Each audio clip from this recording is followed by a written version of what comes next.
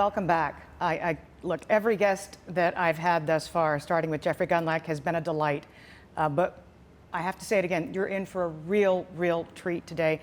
I cannot tell you how excited I am to be here with my fishing buddy, my good friend, Constance Hunter. She is Chief Economist at KPMG, and we're coming to you from FOHO. And I'm gonna have to have you educate me one more time.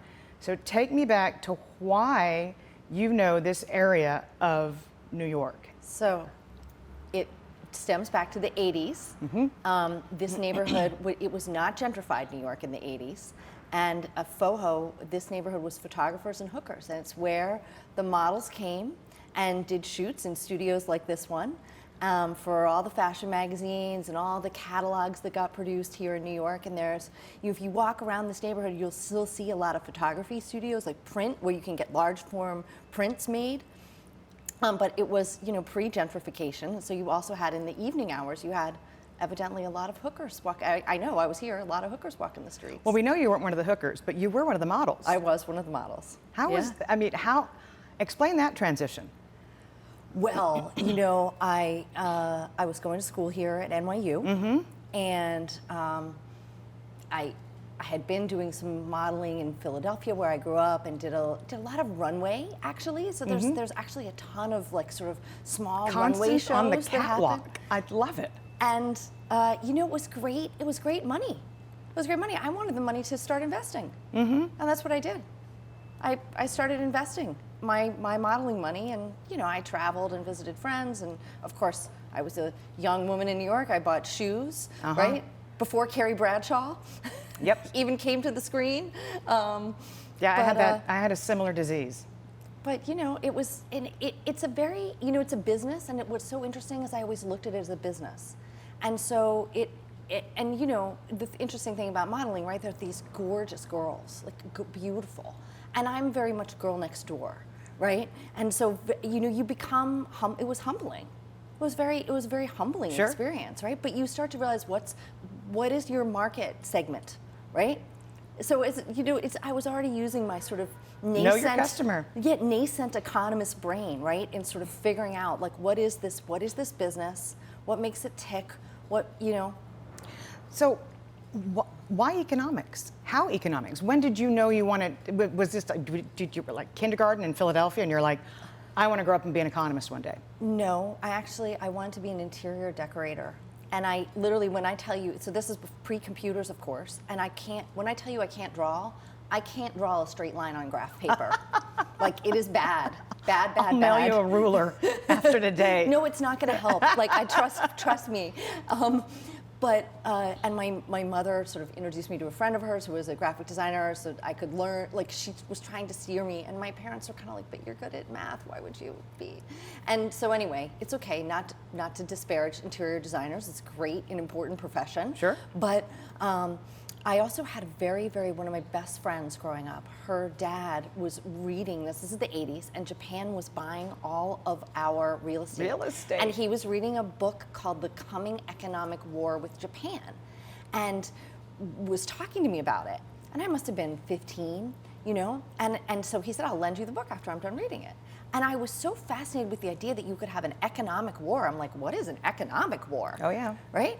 And so I started reading the book, and I'm like, this is actually of course, probably 90% of it went over my head, right? But this was like the Plaza Hotel. I mean, they were buying up. I think it was Rockefeller Center. Okay. It was Rockefeller Center. Now, my dad was in finance, and when I was a kid, he would come home from work and read the Wall Street Journal, the back page, read all the stock quotes. Oh, yeah. And so he taught me when I was 7 or 8, how to read, what's a PE ratio, what's, what price to book, all the ratios wow. that were in the back of the Wall Street Journal. So I did grow up in an environment where, I was aware of what was happening in terms of investing to some extent, but from a kid's lens, right? Oh yeah, we've got that in common. I mean, I was always surrounded by my father's Wall Street journals, but by the same token, I was different than you. I grew up saying I'll never go into economics and finance, which of course, once you say never, that means that's where you're going. So when I lived in New York, I would, once the market closed, because I was buying way too many shoes. way too many shoes. So I put myself in the corner and I sent myself back to school. So the stock market would close and I would race to the west side, go way uptown, and I got my second master's at Columbia. What made you choose Columbia? And talk about, I mean, for me, it was a magical experience. Oh yeah, and that campus is just magical. It's But phenomenal. why Columbia? So I went to the School of International and Public Affairs, and I knew. So what's interesting, and I think it was again reading this book. So I didn't know that there was any other kind of economics but international economics, right? So to me, after starting thinking, what the spark was this idea that Japan was investing all this money in the U.S. and somehow that was a bad thing, which I think was misguided. But we'll get into that later. So I wanted to do international economics, and so I looked at all of those schools, whether it's Kennedy School, SAIS, Princeton, the Woodrow Wilson School, and SIPA at Columbia School of International and Public Affairs. And I love New York. I love New York. And in terms of the professors that they had, all the adjunct professors that were actually practicing real world in combination with the sort of brilliant faculty that they have. So I was great that I was so thrilled that I got in and that I was able to go to SIPA, and I'm still very active in the alumni network. And it's just it's been a great, it was a great experience then, but having that family of alumni around the world is wonderful. Yeah, I'm crossing fingers that one of mine chooses to apply to Columbia. Speaking of one of mine, so I have 3 boys and 1 girl. And the 2 oldest are at Culver Military Academy. The 2 youngest are probably a year away or so. And I've been trying to talk her into horses for years because Culver has the biggest equestrian program. Really good equestrian program. All the military schools do. And she says no horses, but you do not say no horses. I mean, you're in the city, but this is my 3rd time back in the city. You haven't been coming to the city a lot either. No. You've been on Long Island for a long time with your horse. Yes, it's been great. Prior to COVID, if I got to ride 2 or 3 times a week, it was great, right? I'd make it out there on the weekends and try to work one day from there if I could. And so being able to be there during the whole pandemic, it's been fabulous. I've been able to ride, more like 5 days a week, which has been We're going to pop a picture of her horse up here shortly. So anyway, it's great, and I rode as a kid, and I think it's it's one of those things. And we joke with the people I ride with. We joke about it, how it's almost an addiction. They're so therapeutic. And when you're a good rider, you forget that they're therapeutic. So I'm also on the board of a charity here in New York called Gallop NYC that does therapeutic horseback riding for New Yorkers with disabilities. And we do everything from autism to, MS to cerebral palsy. We have a veterans program, and the change and the healing that these animals bring to people it's just magic. And so I don't need therapy, right? It's my exercise, my therapy, my spiritual renewal, my meditation, all in one. You're outside, you get fresh air, and they're just amazing animals. I mean, they're just incredible. So I've never asked you this question. I know how I met David Kotok. I was a newbie at the Fed. We met at a BCA conference. I mean, years ago. How did you? So David Kotok hosts Camp Kotok every summer, has since right after 9/11, and Constance and I are one of the few women who've and one of the early women, and right? yes. Because he realized he needed to sort of invite some women. Well, there was a CNBC producer who was like, "What is this, the Masters? Why are there no women up here in the woods?" So, and you can tell because some of the guys went off into the woods and they went off and voted, and you could tell that first summer who voted against letting women come to Camp Kotok. But that's how we met. Yeah, it was great. Basically in canoes fishing. But how'd you meet David? So I'm very involved with the National Association for Business Economics. I actually just rolled off as president of the organization, and David, spent a lifetime being an active member. And so in typical David fashion, of course, he would organize a dinner And so you'd go to NABE, and he'd already reserved, some restaurant with a big table or a private room to get people together, to bring people together, it's trademark to talk, Dave. and so I think he sort of approached me and said, you asked a really good question in that session. Would you like to come? What are you doing for dinner? And I was young. I mean, it was in the early 2000s, late 90s, Yeah. and I said, sure, I'll come to your dinner, right? And it was fabulous. It was And fabulous. one thing led to another, and then yeah. it led to fishing. Yeah. Well, then eventually I got the, we were Yeah. bringing women to Camp Kotok. You want to come? And We're going to do 2 weeks this year because everybody's so excited to get back. I know. Well, and we have to stagger the groups, right? Yeah. I think that's another. No, one. this is new. I have to confess to you, I'm not big on fishing.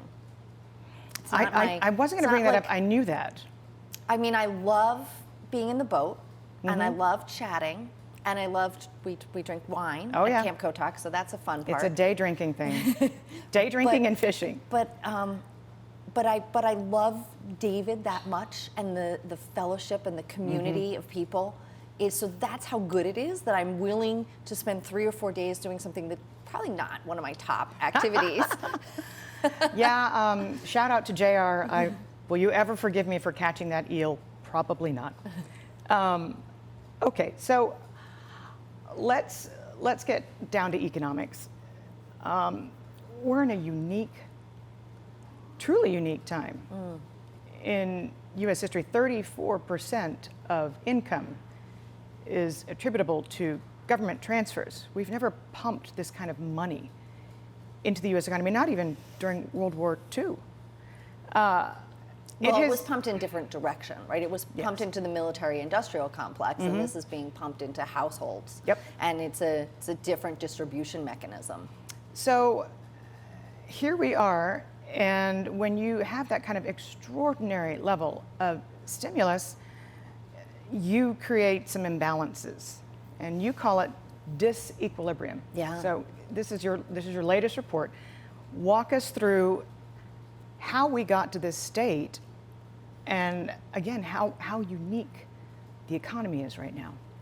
I suspect we would have been in this disequilibrium even if we hadn't have given the supplemental unemployment insurance, right? Now that certainly increases it because it increased demand at a time when you'd normally have demand decline. We've had no household credit cycle.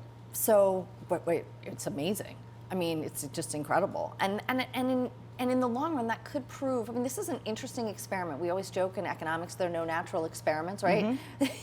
We're having a very interesting experiment right now. And we'll see how it works out because I think there will be less scarring coming out of this recession than a normal recession. I also think many people are anchoring to the previous recession where there was so much scarring. And we probably wouldn't have had that much scarring anyway in this recession because we didn't have a credit crash, right? It came out of nowhere and just sort of smashed us. And so we're in this disequilibrium for several reasons, right? So if you think of a typical, and we're gonna put up a graphic. If you think of a typical supply-demand curve, right? So what happened is we've had people that have been able to work and still have their jobs haven't been able to spend, right? They weren't able to spend on services. Everything from going to the dentist to getting your haircut to going to a concert to going to a sporting event, couldn't do it. And so you had a buildup of savings from the people who were working. Then you had a buildup of savings from people receiving government money, right? And we had a big pay down of revolving credit, right? So people, household balance sheets are strong, and what people shifted to was demanding goods, and goods that would make their experience of being at home more enjoyable. I think I read that 57% of U.S. homeowners did now own a fire pit. Did remodeling of some kind. Yes. 57% is a huge number. Huge number. Well, because you're there all the time and you start to notice what's wrong, or you have to work from home. So we had to reconfigure some rooms in our house so we could work from home and, on the regular, because I had a chair, I had this antique wooden chair at my desk, because I would work from home maybe 3 or 4 days a month, maybe, probably more like 3, and prior to the pandemic. And so I would sit in the wooden chair, no big deal. After a month and a half of the pandemic, my back was killing me. I was like, what am I doing? And my husband's like, yeah, what are you doing in that chair? Like, you need to get a real chair. Because this is not a 3-day-a-month situation here. So in any case, we saw this huge demand for goods. And so normally what would happen is you'd see the supply curve move down and to the right, greater quantity being produced, prices would normalize, right? And that's what you'd have in a normal situation. But because of the pandemic, we had constraints in supply of all sorts of things. So this is intermediate goods, the chair, you name it. We have supply constraints. And because we've had rolling case waves around the world, right, we're seeing this continue to impact the supply chain. And so instead of moving down and to the right, the supply curve now has moved up and to the left. And so we now have more quantity being demanded of certain goods. And the price is higher, and we call this disequilibrium. This is not where you would see the supply curve move if we were not still being impacted by the pandemic in global supply chains. Are there signs that it is? I mean, I'm thinking of regional Fed surveys where 6 months out, so future inventories, future delivery times, they're finally starting to come off their highs. But current is still, you need a bigger scale. But are you starting to see signs of a let up? I think yes, and there's a couple things that are happening simultaneously. The first thing that's happening is that, we have a saying in economics, nothing cures high prices like high prices. People are saying, maybe I won't build that deck on the back of my house because now it's going to cost me 20% more, 40% more because lumber prices went up. Now we're starting to see more lumber being produced. I think by the time we get to the third or fourth quarter, we're not going to have the situation we have now. Oh, they're cranking up sawmills in Georgia and everywhere. Yeah. Yes. And Canada, which now here's an interesting thing. So if you look at, and this is in the chart book, if you look at what happened in 2019 when we put tariffs on Canadian lumber, you saw this fall in employment in the Canadian lumber mills. You had COVID hit, so that decline just kept going. Then you see all of a sudden the hiring is just a V straight back up because you had this massive demand here from the US, but it's still not back to the pre-tariff levels. So, like in everything, it's the perfect storm that gets you, right? There are a number of sort of odd perfect storm situations that are compounding and interacting with the supply constraints of COVID. You've got Chilean miners going on strike in the middle of copper going through the roof. I mean, you're like, what was that headline now? Now they're going on strike? Well, that's when they go on strike. You go on strike. Strikes are usually a sign of a stronger labor market. You can demand more. Yeah, and they're saying we want our piece of that higher copper price, right? But getting back to this situation of will it ease up? So two things are happening. One, demand is going to come off a little bit because of these higher prices. So that will help the easing up, and then I think we're going to see supply start to normalize, in the probably latter part of the third quarter, fourth quarter, and into the first and second quarter of next year, where we could be at a situation where many of these commodities actually see prices turn down. Well, we're beginning to see, and well, I meant on a year-over-year, yes. Significant. But I mean, I don't think many people realize, and you're a student of international economics, how much supply China's sitting on. And I don't think they're factoring in that China's the world's largest steel producer by a factor of 10 over the next largest, which is India, which is clearly offline. Right.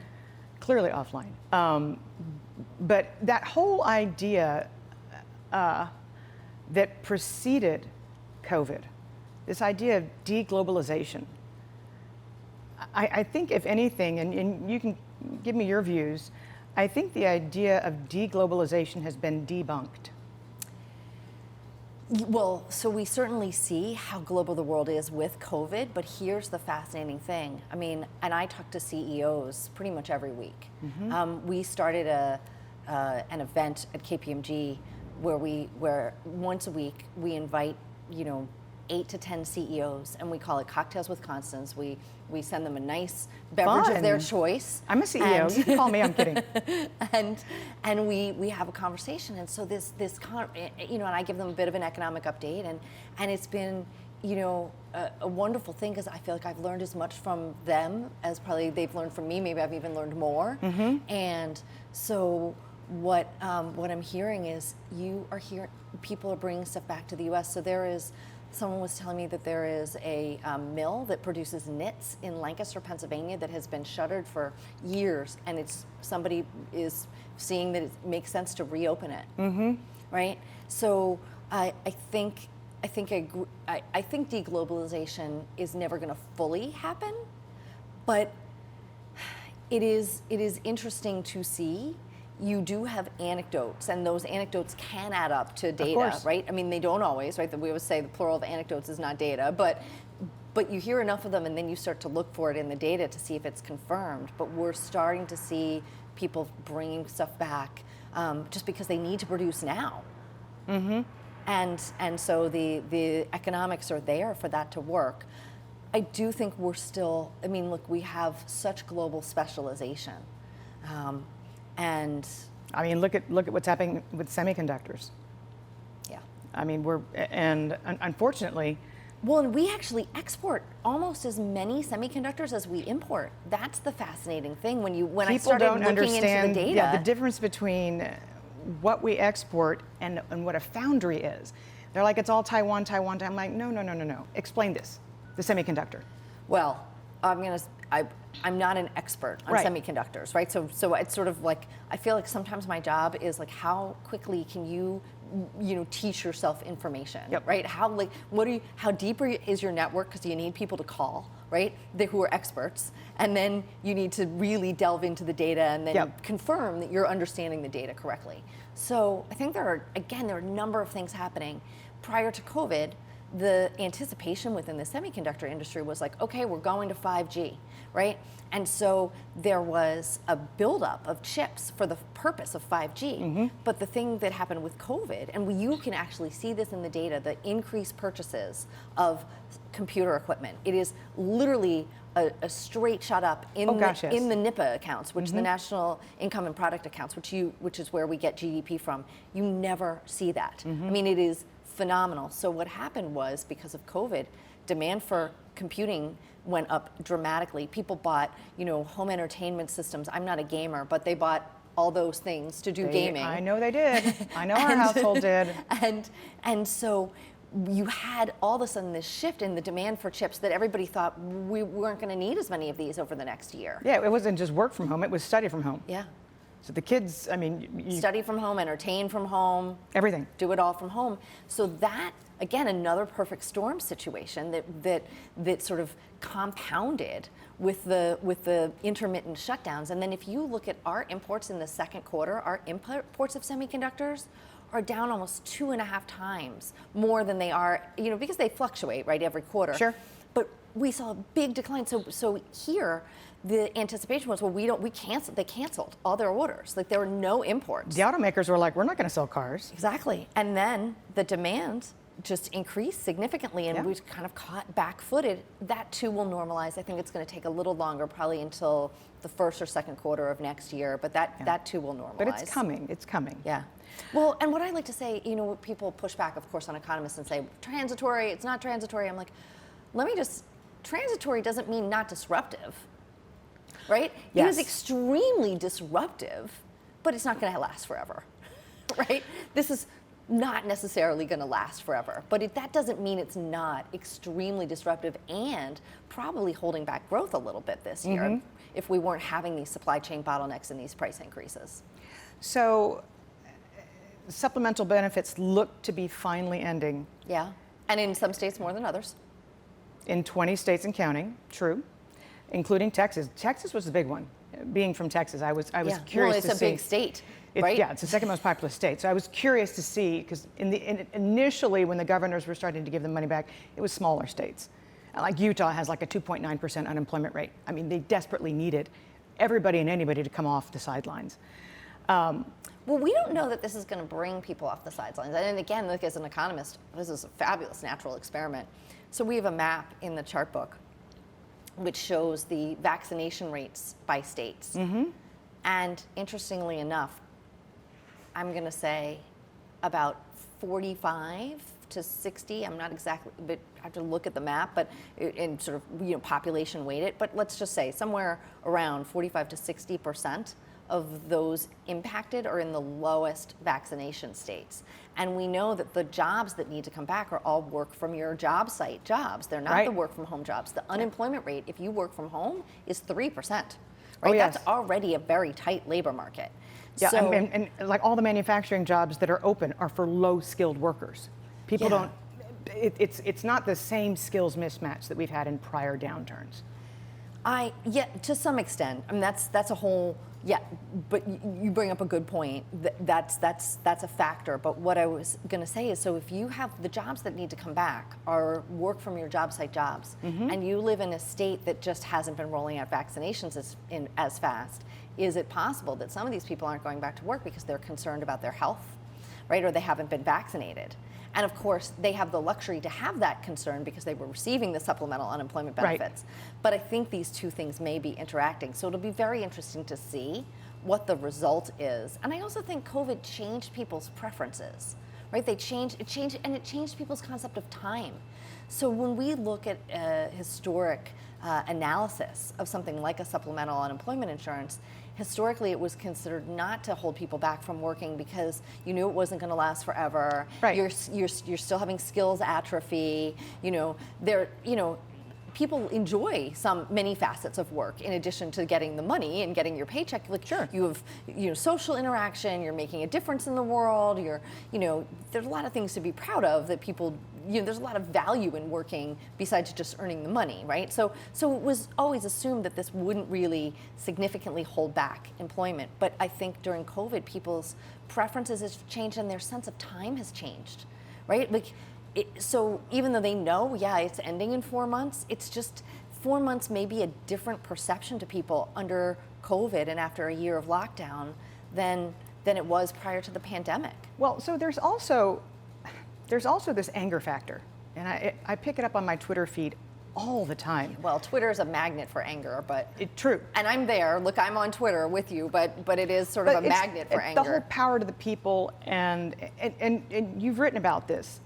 I mean, again, talking about real-time experiments, I don't know that we know what the ramifications will be of how very K-shaped this recovery has been. And the idea with the targeted fiscal response was to make it less K-shaped, right? To try to alleviate the difficulty and hardship for the people at the bottom of the K, which honestly, if they hadn't have done, I really think people would be so angry, because if you are in the upper portion of the K, you're more likely to have a college education, which means you're more likely to earn more money, which means you're more likely to have a house and have higher equity in your house. You're more likely to have wealth and household savings. And we know all what's happened to assets during this pandemic, right? Houses have gone up in value. Thank you, my former employer. Right. Equities have gone up in value. Lots of, and they're working from home, and they have the luxury of being comfortably separated, if you will, as opposed to not having that optionality. Yeah. But it will be interesting to see what happens, I think, after September. Well, because of the K. Because 100%. I think when we get people, if we can continue to make progress on vaccinations, though, and we can really eradicate COVID, we are in a situation where I think we could have a decade of really interesting, strong growth. Because if you think about it, this is your productivity. This is my productivity argument. So we've had an acceleration of transmission of technology throughout the economy. Again, like I was mentioning, all of that computer equipment investment and software investment and R&D investment. When we talk to our clients, when I talk to CEOs, they are all undertaking digital transformations within their organizations. We are on the cusp of really seeing artificial intelligence and machine learning really become what we would call a general purpose technology.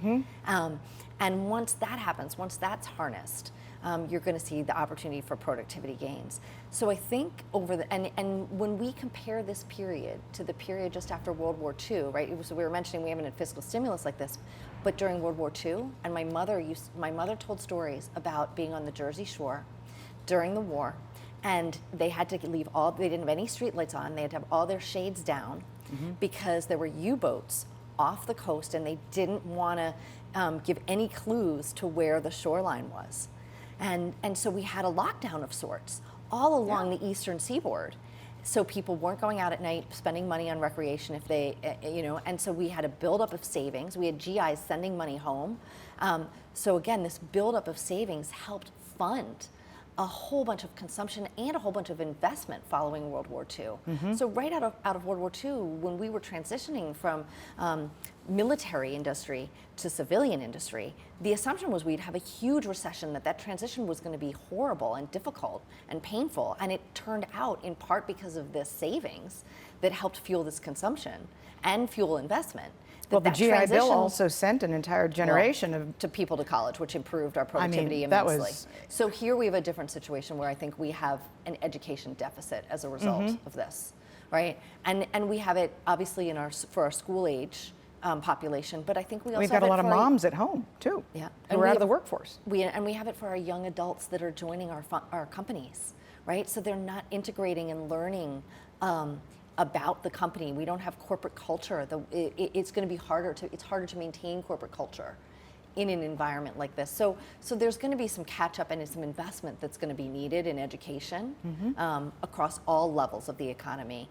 But if we can really do that, then I think we have the makings of a possibly very significant productivity boost. And when I say significant, I'm talking about 75 basis points higher a year, 50 basis points higher a year. Considering the base. Right, and you compound that over a decade, it could really be a very, very interesting. Well, there's also, decade. David Kotok brings this up from time to time.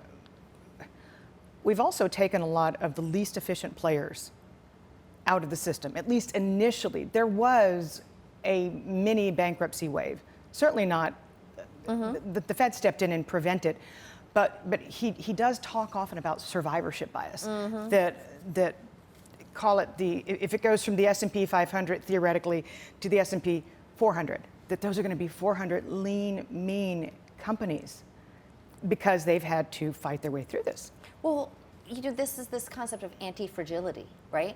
And humans are anti-fragile, but a lot of our organizations, a lot of our institutions are anti-fragile.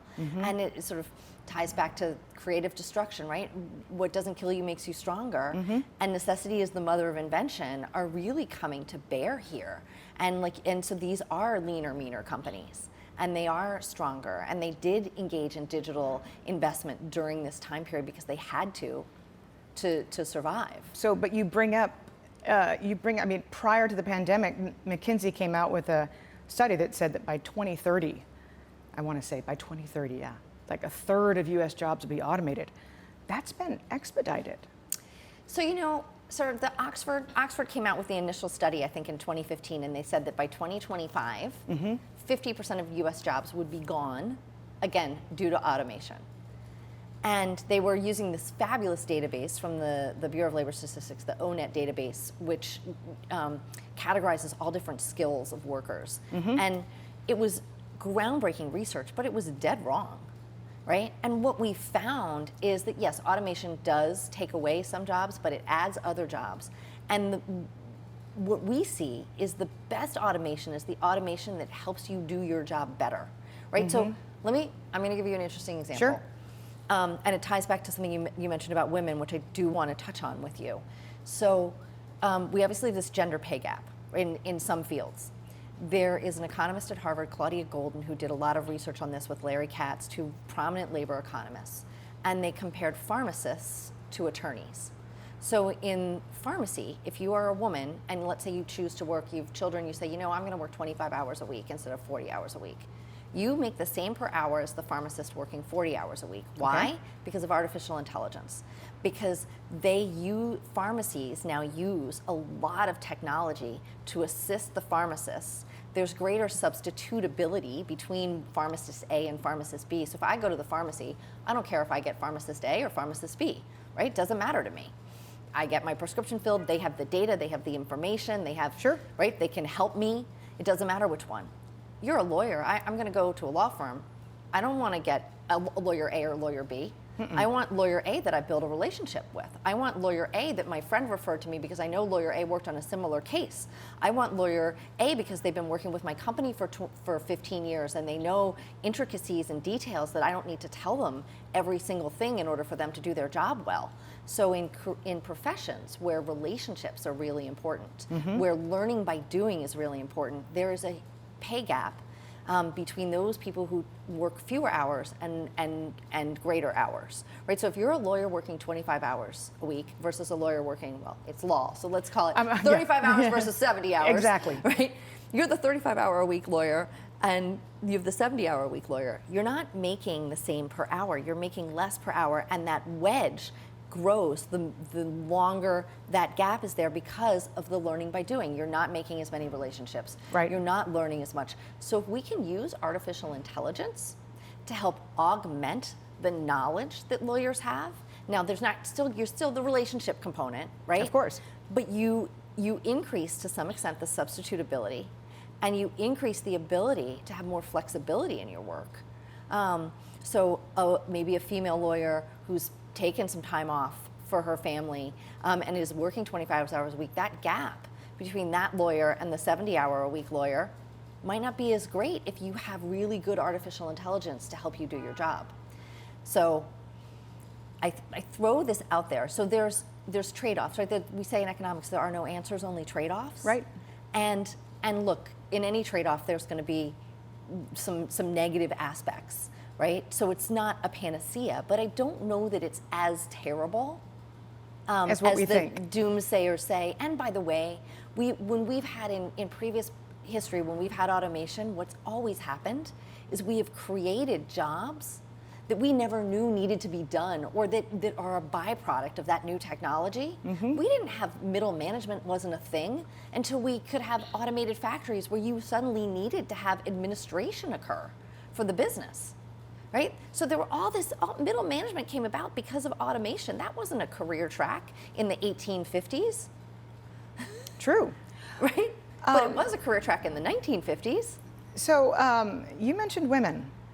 So, and I always get a rap from the occasional single father who stays at home with the kids, Mr. Mom. But generally speaking, working moms have really gone through the ringer in this pandemic. Well, sure. And so a working parent who is the primary, who is focusing on their children, right? It doesn't matter if you're a man or a woman. The thing is that what happened in this recession, if you look at the sectors that were most impacted, right? It was sectors that mostly employ women. Healthcare, so nurses. It was education, and it was leisure and hospitality. All fields that mostly employ women. So we saw a much greater impact to women in this recession. Now, we've had previous recessions, right, where it impacted construction, where it impacted manufacturing, where it mostly impacted men. So the story, coming out of the global financial crisis was, oh my gosh, look at all these prime age men who are not working. Right. Right? We were all falling 25 to 54, 25 to 54. Right. So this recession has more significantly impacted women, and we see that in the data. But we also have surveys that show that women are spending more hours on childcare compared to prior to the pandemic than men are during the recession, right? In these surveys, right? Sure. So, and here's an interesting, Claudia Golden's policy recommendation, by the way, to solve this problem of this pay gap is to offer and make sure to offer men paternity leave and time off and encourage them to take it. When we look at countries that do that, and chiefly it's Sweden and Norway, Sure. you don't have as much of a gender pay gap because men are also taking time off from their careers to do things for their families, and it's normalized, it's not stigmatized. And so you don't see as much of a pay gap. So I laud all those parents who are taking time to focus on their children, all the time, but especially during the pandemic. And we do see, though, women finding it more difficult to create space to go back to work until we have childcare and education back online. And we hope, actually, I follow this USA Today, of all of all sources, but they have a map of the United States. Can I tell you, when I was traveling constantly, and you know how every hotel has a Has USA, Today. They do great reporting, actually. They do true reporting. Yeah. And it's hard to, I mean, as a member of the Fourth Estate, my second degree at Columbia was in journalism. But as a member of the Fourth Estate, I've got to agree with you. But their COVID map of the United States has been one of my key go-tos. I mean, several months ago, and it's very simple. Either the state is purple or the state is blue. If it's purple, cases are rising. If it's blue, cases are falling. Pretty simple. And several months ago, there were 40 states with rising case counts. At last check, there were 3. Yeah. 3. Vaccinations are really working. And I think that, I'm no scientist, I'm no epidemiologist, but I think a lot of the younger kids running around have had COVID and we don't know it. Because for having the percentage of vaccinations that we've had, we seem to be achieving herd immunity at a lower threshold than what we were initially told was going to be the case, given 45 some odd % of Americans have been vaccinated. So, which brings me to the rest of the world. Yeah. The rest of the world. You write about kind of the DM-EM, the developed market, emerging market, the divide, and when you look at the vaccination rollout in some of these emerging markets, it's COVID's not, and I think we have this kind of myopia in the United States because we're sitting next to each other without masks and we're vaccinated and life is different on the other side of that. But I think we have a lack of appreciation for how long a lot of countries are going to be still mired in the pandemic. Well, we have billions of vaccines to manufacture. I mean, even if we just want 50% of the world vaccinated, right? We have billions of vaccines to manufacture, and in every jurisdiction where in every jurisdiction where the pandemic is still running wild, you have it has the opportunity to mutate and to grow and become stronger, right? And we've seen that it has mutated in multiple cases, right? We see different variants and different strains. And we're seeing it play out one country at a time in Asia. Yeah, it's very, very sad. And they're trying to put Singapore, Taiwan, Japan. Now they're talking about canceling the Olympics again. So we have to get vaccinations out. And when we think about emerging markets, I would say there's 2 strikes against them. So you mentioned we were talking about the fall of artificial intelligence. If you have a country that is not highly educated, right, you're gonna fall a little bit behind once this artificial intelligence continues to roll out, right? It will hurt countries with lower educated populations. So we have that plus COVID are 2 sort of significant strikes against emerging markets. And honestly, if the developed world wants to fully recover, they're going to have to, the G20 is going to, or the UN or the World Bank or somebody is going to have to, a consortium is going to have to make sure that we get these vaccinations to these emerging markets. But just from a production, I mean, we're talking billions of vaccines that need to be produced. It's enormous, and when you think about some of the societal changes that have occurred, retirees in America used to be jumping on cruise ships, 4.6 trips per year to international. I mean, the global travel and tourism industry accounted for 1 in 10 jobs worldwide prior to the pandemic. And a lot of these emerging markets depend heavily on international visitors who are not going to go there, with the exception of Mexico, which I can attest to. They're just not going to go there until they feel like the virus is controlled. Yes, I mean it's a big challenge. It is a big challenge, and this is why we have global institutions, right? This is why we have global coordination. And it doesn't always seem like it's necessary if everything's going well, but you get a crisis, and you start to see how really integral this is to the healthy functioning of the global economy. So we'll get there. We will get there. We're probably probably at least a year out on that, though. And I do say that this is the arbiter. The virus is the arbiter of the pace of growth, right? So we have flare-ups in countries that are key suppliers of key input materials. It's going to impact us. It's going to impact the global economy, right? For sure. So there remains, even though we're having this fabulous recovery, and I think there are a lot of positive things that can happen over the next decade with regard to technology and productivity, there is this tail risk of the virus still out there. And it's a fat tail. That was my fat tail. So that brings us to the subject of what are because you're sanguine on the outlook, and I'm happy that you're sanguine on the outlook. I tend to be a glasses half empty person when it comes to economics, but that's PTSD from working at the Fed. You never get over it. But what are the risks? Yeah. And what are the risks domestically?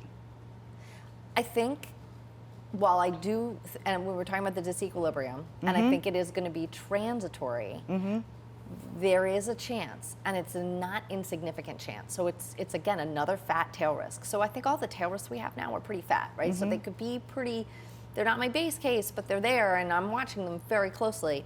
So we are starting to see expectations of future prices and some of the longer term measures, the 5-year, the 10-year University of Michigan surveys creeping up.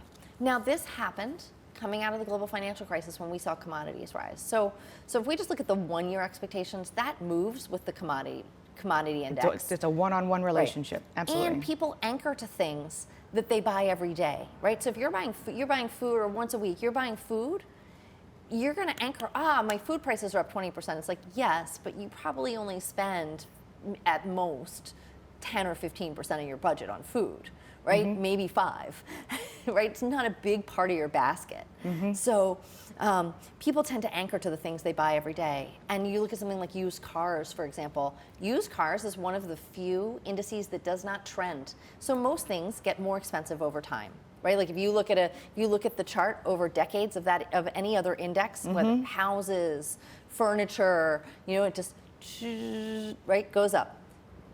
Used cars goes up, goes down, goes up, goes down, goes up. Sure. So they'll fall. Those used cars prices will fall eventually. There was, again, another perfect storm. We had all the rental companies sell their cars, and so there was a glut, and then there was a lack of supply against the demand. So there are things that we can see for sure will be transitory. But the thing that I think is interesting is that we do see expectations for longer term inflation now starting to tick up. And you know what? If we get stronger growth, if we get higher productivity, right, we could have inflation really being sustained closer to 2.2%. On the other hand, higher productivity means that we can grow at a faster pace without igniting inflation. Right. But this issue with prices, I think, is a significant risk. It's, again, not my base case, but it's a risk. And of course, in order for higher prices to be sustained, we're going to need wages to go up. Now, here's something that's interesting. When the pandemic first started, there was tons of economic research that got produced, like right away. Like economists were collaborating and looking at history, and so there was a great paper that talked about past pandemics, and it went back to sort of the Black Plague, and obviously not the best economic data available for all of those centuries, right? But still, to get a sense of how did people respond, how did economies respond, and what's interesting is that you saw pretty uniformly wages would go up. Real wages would go up after pandemics, and it was assumed that this was mostly attributable to loss of population due to death, and so you had fewer workers, right? Economy comes back, and those workers started to earn more money. Now, what's very interesting about this pandemic is you're starting to see workers demand higher wages, right? In the face of not being at full employment. Now, whether those demands will be met is a whole other thing, but one of the refrains I hear from the CEOs I talk to, you see it in all the survey data, is that the price of labor has gone up, that it's hard to find workers. And so it is it's going to be very interesting to look back at this pandemic and really do a post-mortem if wages go up, what the cause of that is. Because I wonder if there is something endemic in pandemics that causes people to just have a bit of a higher reservation wage. Well, what's been kind of remarkable is that we have seen for decades the labor force participation rate for workers 55 and older rising. It's just been a steady, and now we know we've got the data. We've heard from Social Security. We've had just a rash of retirements. Millions of people have left the workforce. They may come back if we have a long expansion. They may come back, but we also had asset prices move up. So unlike the global financial crisis, where, by the way, you saw labor force participation of prime age workers, that 25 to 54 fall, you saw the labor force through the recession. You saw the labor force participation of the 55s just continue to go up. Right. But they lost baby boomers assets. were 10 years younger too. True, but they lost assets during that recession. Whereas if you have assets, you've probably gained assets during this recession, so you maybe feel like you can retire. It'll be interesting to see if that's permanent retirement or what happens with that. Well, so you're talking around monetary policy. I am. Interest rate sensitive sectors. We've seen housing do. House prices are a whisper away from their all-time highs. But the utility of your home has gone up, right? So the preferences of people's preferences and the importance they're attaching to their home has gone up. So a number of firms are saying, well, we're not ever going to go back to being in the office 5 days a week. We're going to have 3 days a week. So now your permanent, if that stays the case, which I'm not 100% sure it will, but let's say that stays the case. Jamie Dimon would push back, but yes. Yeah. If that stays the case, the utility that people need, and this is economist speak, right? But the utility that people need from their houses has now gone up. So people want more out of their house. Okay, and then there's the multifamily aspect. We're still seeing permits in multifamily go through the roof, and we have record. The only other woman I've ever interviewed on Down the Middle is Ivy Zellman, and we just went down just deep into housing. And one of her concerns, one of her fat tail risks, is that she's seeing unprecedented levels of multifamily units coming online this year and next year, and yet permits keep rising. So there is definitely a disconnect. There's an imbalance in the housing market, and we don't know, back to the Fed, what retirees are going to do with their homes if stocks don't levitate indefinitely. These are all factors that need to be taken into consideration, right? But if they do come back, right, if they do come back into the labor market, that would theoretically then give the Fed more room because you'd have more people coming into the labor market. That would help keep a lid on wages. That would help reduce the transmission of temporary high prices into permanent high prices. So it would be a really good thing.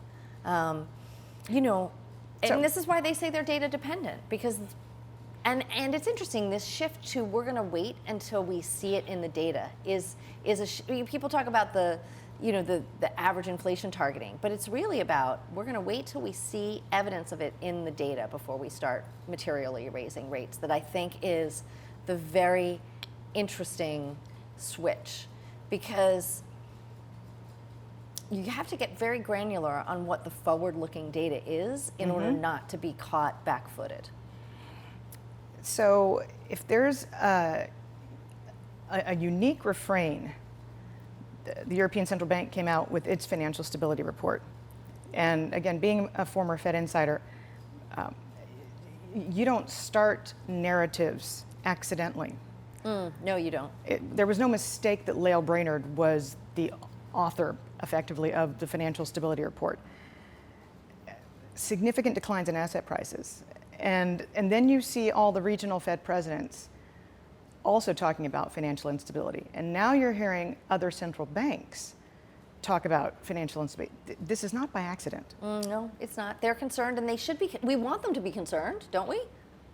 Well, we we want them to be aware. We do want them to be concerned and be aware, but typically when the Fed recognizes something, it's almost post facto. Well, fair enough. So it's, to me at least, I'm wondering, because at this point, it feels like if the Fed tightens, then they're going to bring asset prices down. And it feels like if the Fed ignores this extremely disruptive, albeit transitory, inflation, that's going to be disruptive. Do you see the Fed as being in a corner?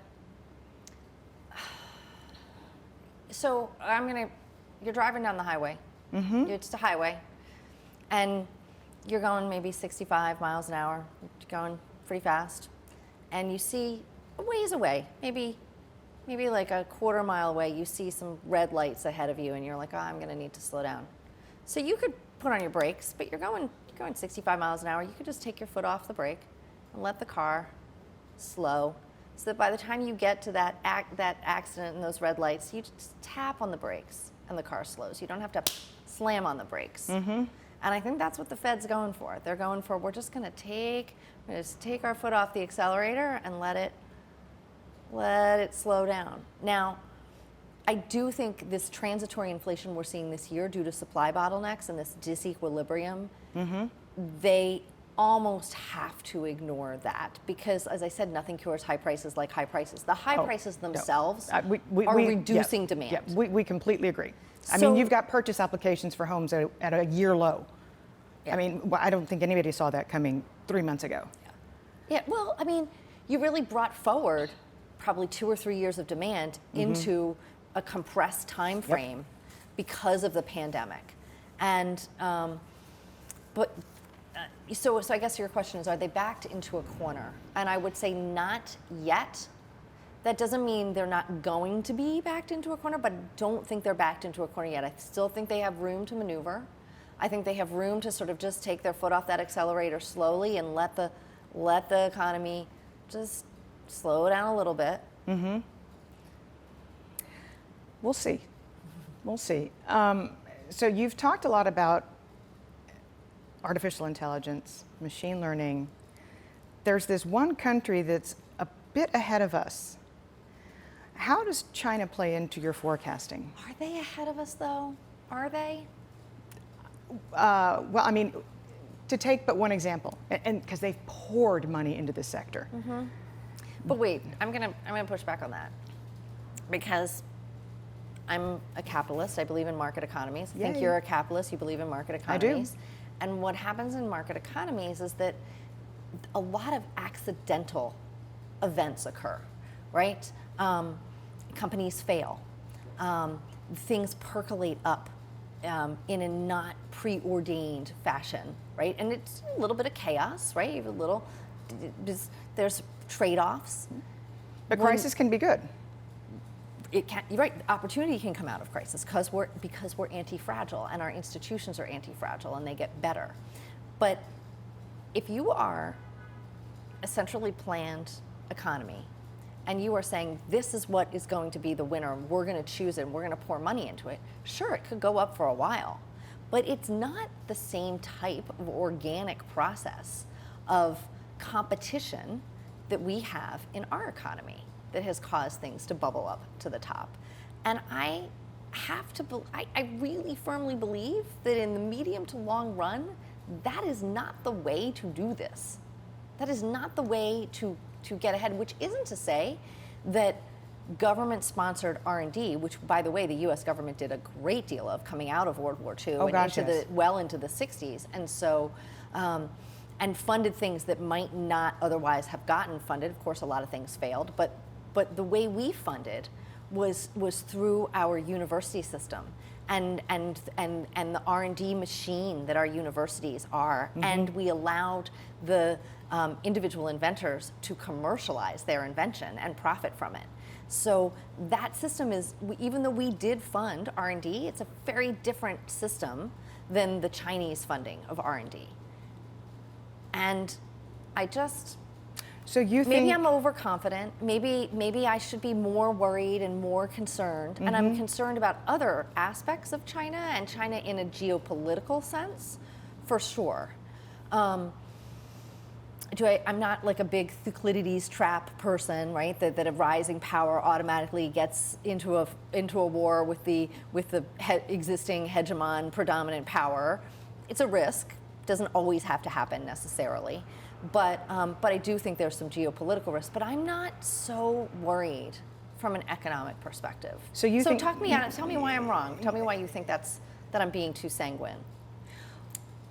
Well, from everything I've studied, Greg Ip, of all people, wrote a great column a year ago or so that basically put on a graph telecommunications providers worldwide. And at the time, Huawei was 33% of global telecommunications equipment. And okay. His basic premise was, as the rest of the world, ex-China, we need to do everything in our power to make sure it doesn't get to 50%. Because once it does, they're everywhere. Mm-hmm. Once it does, they're listening to everything. Well, monopoly begets monopoly too, right? And they don't play by the rules. Yeah. And that's, I mean, we're both friends with Leland Miller. Yeah. And yeah. I've learned so much from him over the years, but it's the discipline. It's the long game. It's the fact that they're letting companies default at a faster rate than they ever have. It's but almost that's a as good if, thing for their economy. It is, but it's almost as if they've taken a page out of capitalism, and they've decided to start playing by the U.S. rules in the post-war U.S. era. So, a couple of interesting things about China. One is that if you look at the OECD analysis of where economies are compared to their pre-COVID trajectories, right? So their trend, we are forecast to be above our trend by the third quarter of this year. China is not forecast to be above its previous trend. So COVID altered and accelerated, I think, something that was already going to happen given their demographics, given their debt profile, sure. A lower potential GDP. And they were falling into, people forget that global trade contracted year over year in 2019. Yeah. That was largely a reflection of Chinese slowing. car sales. Look at how the decline in car sales domestically within China. Yep. So they were in a soft patch prior to the pandemic. So one, they're not going to grow as fast as they used to grow. In part, it's a base effect, right? They've just gotten bigger. In part, their demographics are terrible. So if you look at what happened in Japan, right? They had their debt bubble burst, and then their population started declining. From 1993 to now, their population has declined 0.3% a year, right? Their working age population. China is having their working age population decline. It's very hard to grow when you at a high rate when your working age population has declined. So it all comes down to productivity. So I'm coming into your camp now because they're not an immigrant nation either. They're not an immigrant nation. Just like Japan's not an immigrant nation. Right. All right. So I'm not saying that they're not that China is not a formidable competitor. That China's perception of how they want to behave in the global world order is different than a Western European, U.S.-centric, Anglo-centric mode of cooperation. Right. That is a challenge. And I mean, they're. But when you hear people say like, oh, China's beating us, it's like, really? Like, I mean, you know, you walk through the streets of Shanghai and it looks very, very shiny, right? You let's say you walk off the Bund and you just peer, you still see like someone carrying a chicken, you know, down the road, and there's, you know, water going into open sewers, and it's not, you know, you just peel back the curtain a little bit. So not to say that there's not amazing technology and amazing advancements that have come out of China, and certainly they've been able to leapfrog like many emerging markets. Like that is the emerging market story, right? Technology that was developed in the Western world, they take the technology, they leapfrog over all the development, and they're able to make faster leapfrog moves because they didn't have to develop the R&D and go through that long, arduous process of failure and success and all those trade-offs we were talking about earlier. And so they leapfrogged in some regards. And when you look at sort of internet banking, right? Everybody, oh, look at Right. I'll do internet banking. It's like, yes, but look at what happened with Ant Financial. The government was like, hold on a minute. Hold on. And that's We're going to when regulate you. that's when the centrally planned part comes back into the equation, and you're like, oh wait, they're stopping economic growth purposely. Well, I mean, I think that there's the right, like, regulation has a good, you need some regulation. You need some governance, some corporate governance in place. It allows lay people to trust, right? Why do I trust the vaccine? Right. Because we had regulation around it. We had rules around it. Why do I trust putting money at a bank or putting money at a brokerage? Because there's regulation around it, right? I don't need to be an expert. But so you need some regulation. But I hear your point, though, that things get too big and they still are trying to centrally control it. And I think if you play that out, if you play a series of games, right, you have a bunch of iterations of that. History seems to suggest that is not, it's a different trajectory. It may seem like a smoother trajectory to get from point A to point B, but I think you fall short of point B, right? So whereas our trajectory, it's not as smooth, but we're going to get to point B and we might get there faster. Well, you'll probably agree with me that I hope that we put some serious money in this country into infrastructure. I do. We need to, and not just roads and bridges, right? There's all different types of infrastructure that we have to invest in. Well, I mean, talk about leapfrogging. Not everybody in America has access to the internet. Yes, that is not acceptable. No. And if we are going to enter this age where artificial intelligence and machine learning become a general purpose technology, our best money spent can be on making sure that we have appropriate technological literacy among our population. Gosh, yes. Debt. Whose debt? Which debt? Corporate debt. Corporate balance sheets. Corporate bond bailout by the Fed. What we didn't accomplish in terms of creative destruction in the aftermath of the pandemic. So, we did a deep dive on a few chart books back on zombie firms, right? Because, as someone who invested for most of my career and spent a lot of times investing in emerging markets, right? Like looking at these debt cycles is something I do very closely. So we were looking at this rise of zombie firms, and we're like, let's peel back the onion. All right, I'm going to ask you a question. Which firms dominate what sector dominates the zombie firms in the U.S.? I would probably have to say telecom. Telecom was prior to 2002. It is now healthcare. You're right. Yes. It is now healthcare. Yes. And it is, there's a lot of biotech and sort of emerging technology in there. So I sort of had a theory about this, and this isn't always the case. Like if your zombie firms are banks, your economy is screwed, right? So Japan, their zombie firms were banks. There was no lending that happened. We can't have our banks be zombie firms. And we cleaned look at Europe. Right. I mean, what a mess. Yes, Italy, huge number of zombie firms are banks, right? That is absolutely not a good situation because you just retard financial intermediation. Sure. So there's an economist named Carlotta Perez, and she is an expert on technology cycles. And one of the things she talks about is you almost need a little bit of a bubble to get a technology cycle going because you're investing in this harebrained, R&D. And so we saw this obviously in the dot-com bubble, right? So we saw this huge investment, we saw crazy valuations, and that's where the zombie firms lived. Those got cleaned out during the recession. As we approached the global financial crisis, it was healthcare firms that were becoming the dominant zombie firms. Some of them got cleaned out, and now here we are in the COVID crisis, and in the intervening decade or so, we just saw an increase in the number of zombie firms that were in the healthcare space. And so obviously if your zombie firms are in banking, right, that's a huge problem for your economy. Of course. Right? You don't have financial intermediation. Japan, after their bubble burst, Europe after the global financial crisis. Yeah, exactly. And this is different.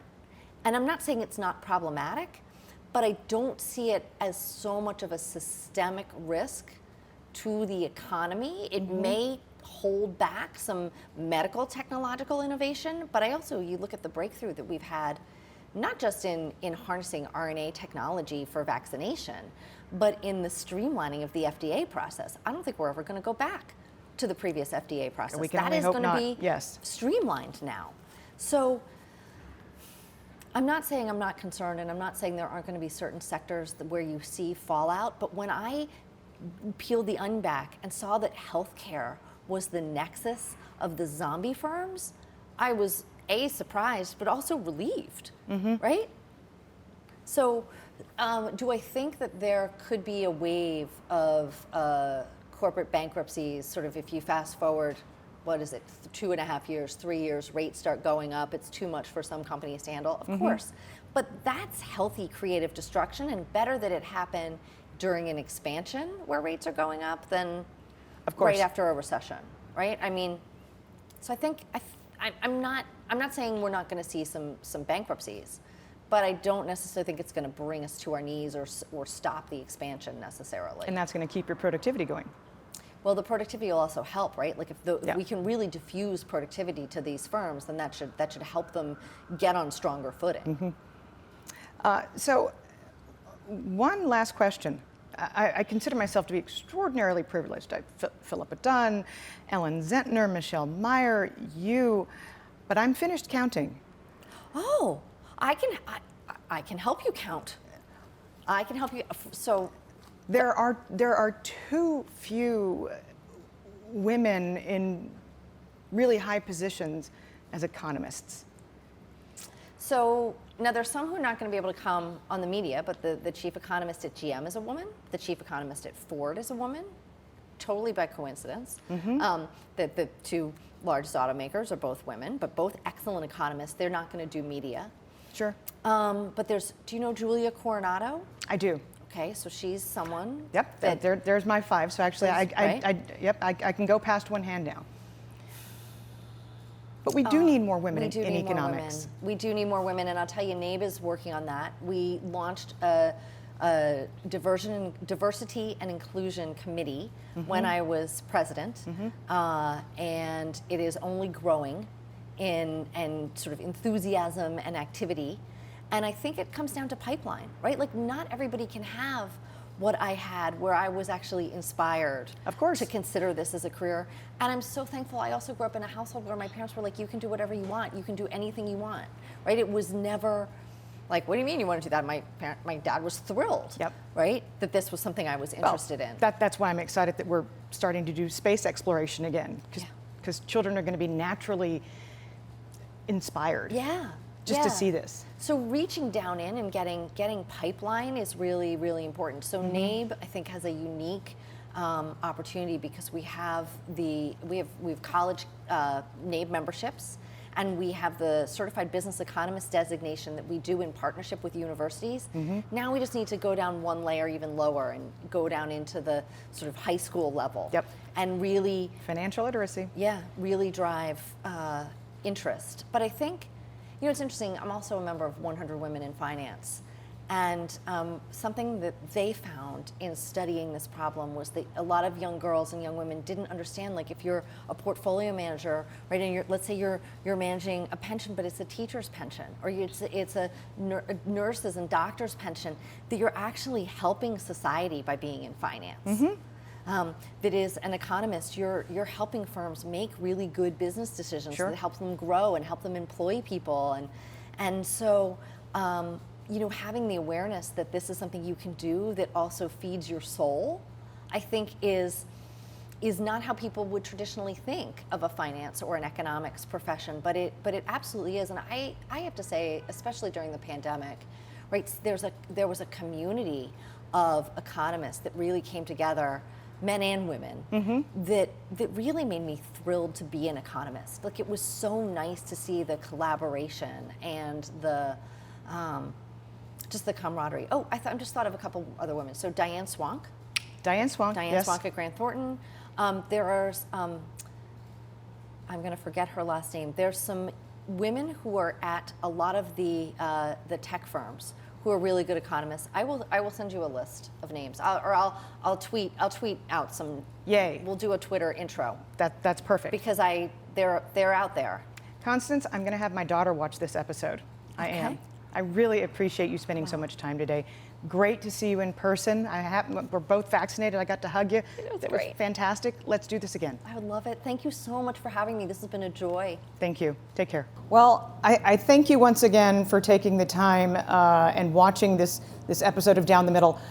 Constance is not only a good friend, she is a constant check against my confirmation bias, if you will. So I hope you took good notes. I hope you enjoyed some of the charts that she put up. And as I mentioned, I recently spoke with Ivy Zellman, and Constance and I are also good friends with Leland Miller. If you've not seen those 2 episodes, I highly recommend you do that. And again, if you haven't subscribed, please do so now. I will see you next time. Thank you.